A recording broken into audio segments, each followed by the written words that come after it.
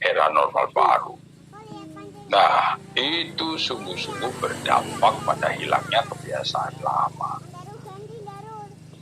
Kalau biasanya kita ketemu di mana saja, nah sekarang termasuk juga dalam konteks belajar mengajar di sekolah atau di kampus, ya kita bersalaman, ya berangkul-rangkulan. Hanya Marlina yang tak pernah merangkul saya. Nah, era ini betul-betul meniadakan kultur yang sudah ada selama ini. Nah, saya sebutkan seperti sekarang kita sebut sekarang disruptive new normal atau disruptive culture. Jadi banyak sekali apa yang telah menjadi milik kita selama ini hilang. Itu serupa dengan apa yang selama ini dikenal dengan disruptive technology di era revolusi 4.0.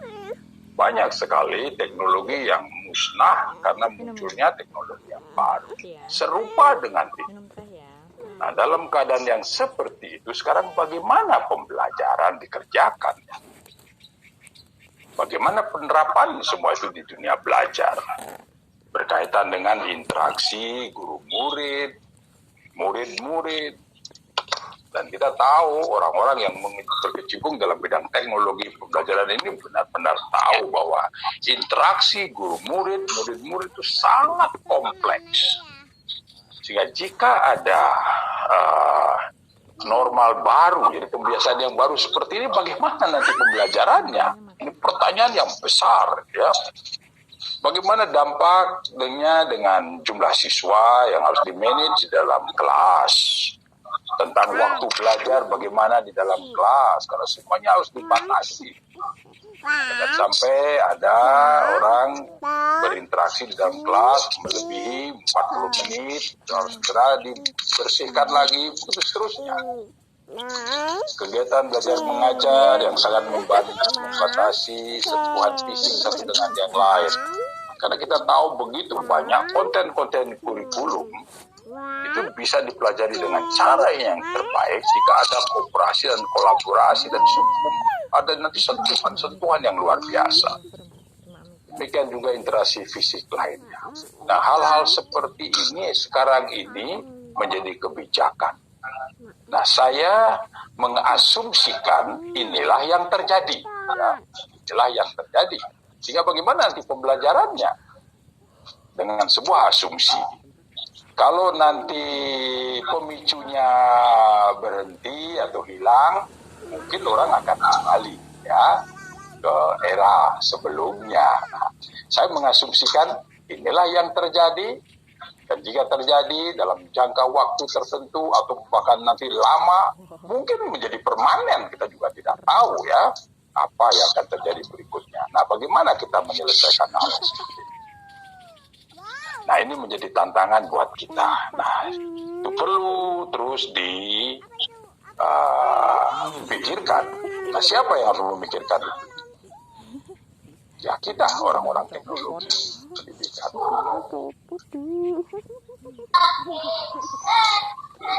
Nah, diperlukan pembiasaan baru dalam pembelajaran. Interaksi manusiawi baru. Jadi saya sebutkan interaksi manusiawi baru untuk mengubah pembelajaran di era yang baru. Pembelajaran sesungguhnya kan menuntut interaksi fisik yang kompleks. Sekarang bagaimana ini? Saya sendiri tidak bisa terus merenungkan dan menemukan bagaimana kira-kira menyelesaikannya ini. Nah, selama ini kan belajar dilakukan oleh atau untuk siswa yang sehat dan tanpa masker. Dan kini berubah menjadi sehat bermasker.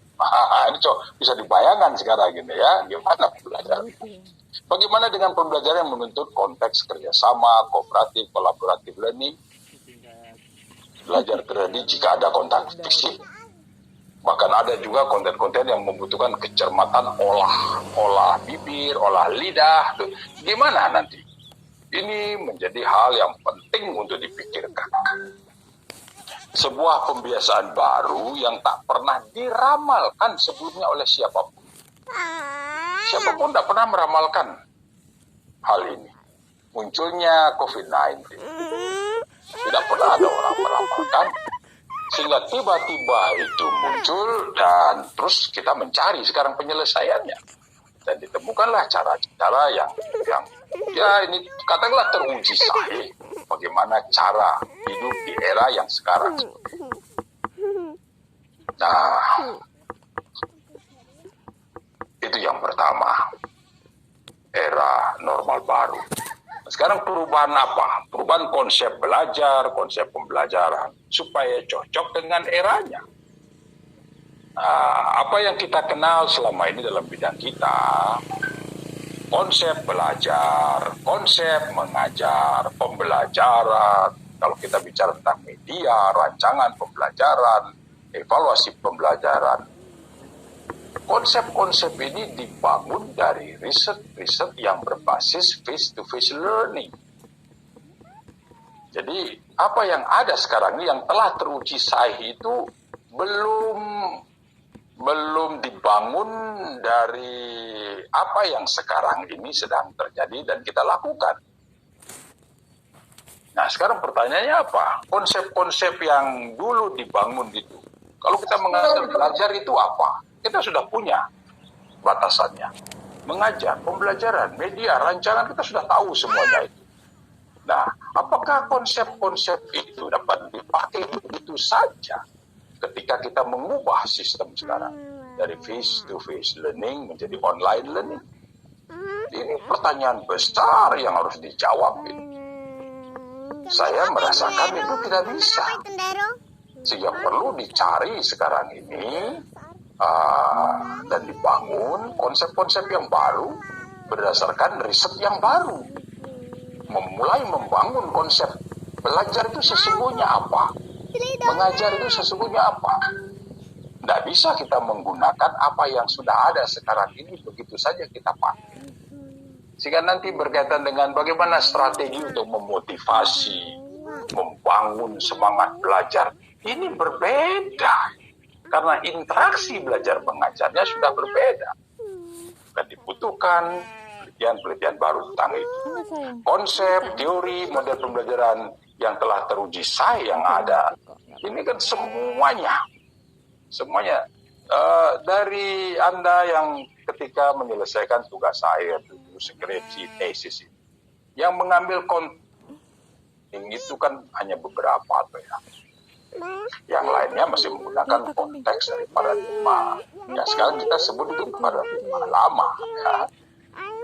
Nah, yang mengambil konteks online learning itu pun kan masih membangun. Belum ada teori yang sahih tentang itu. Jadi suatu grand teori yang bisa kita pakai itu belum ada sampai sekarang.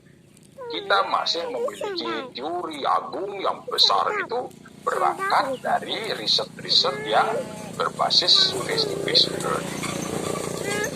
Nah, karena itu menjadi sangat penting ada teori-teori baru tentang itu. Nah, ini tantangan yang luar biasa. Kita akan mulai dari nol ini. Mulai nol. Karena sistemnya antara dunia nyata dengan dunia maya itu kan sungguh-sungguh berbeda. Sekarang bagaimana kita mengubah dari dunia nyata pembelajaran yang face-to-face learning menjadi masuk ke dunia maya. Ini perubahan yang luar biasa. Sistemik. Karena nanti mencakup dan beredar kemana-mana itu. Nah, itu yang kedua. Kelanjutannya, yang perubahan sistemik yang terjadi itu bagaimana? Saya mengatakan sederhana. Kalau kita menggunakan online learning, sebenarnya cukup guru satu saja. Gedung satu saja.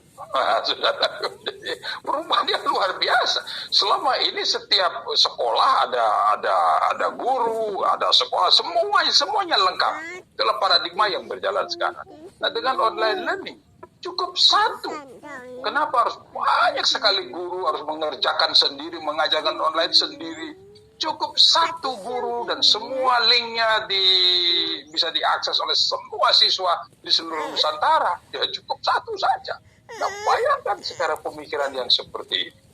Perubahannya luar biasa, sistemik.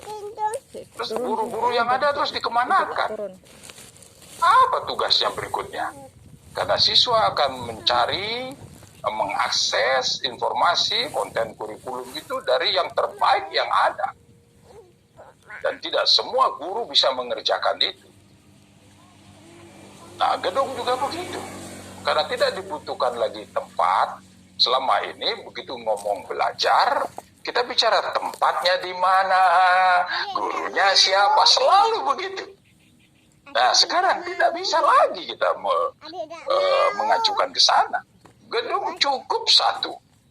Online learning tidak memerlukan gedung sekolah, kampus konvensional seperti yang ada sekarang ini. Yang sebenarnya pemikiran-pemikiran ini ada dalam dunia ide. Itu tahun 90-an sudah ada. Saya yakin Anda pasti sudah pernah juga mendengar dari saya apa yang disebut dengan virtual university. Tahun 90-an kita sudah ngomong tentang itu. Universitas tanpa kampus, universitas maya. Dan sekarang menjadi kenyataan semuanya itu.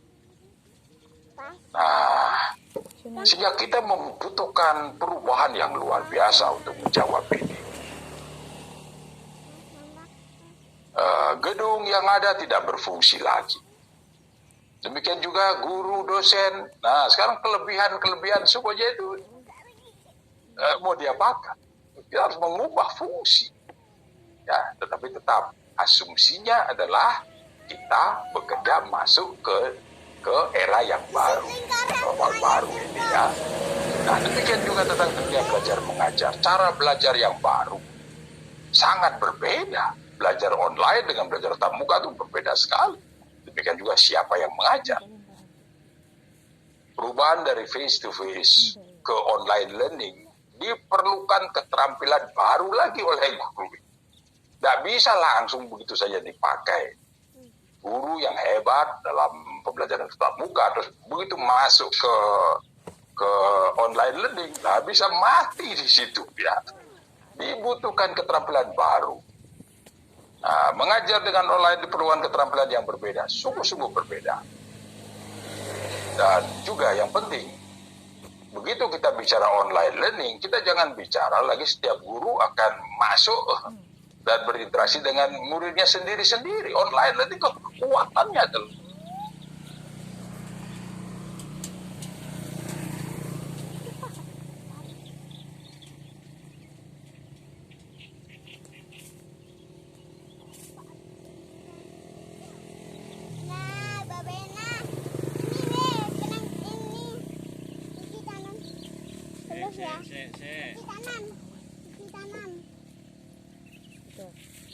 Piye seminarmu? Iki kok tiba-tiba suaranya membisu dari sononya. Tak rekam loh ini. Tak degang itu? Bapak bisa merecording enggak? Bisa. Nah recordingnya enggak aja nekat mau. Pencatan, mumpung dia ada Pak Dugeng. Kan dipancing juga. Darah.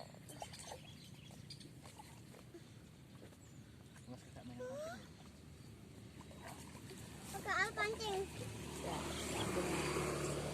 Ya Allah, objek oleh-oleh terus gede-gede. Tapi ya bisa lah. Mujai diva. Diva.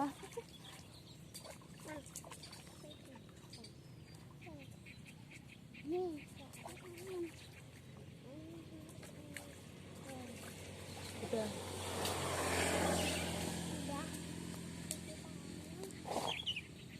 Kakak minum ya. Yo, gede banget rekam serius.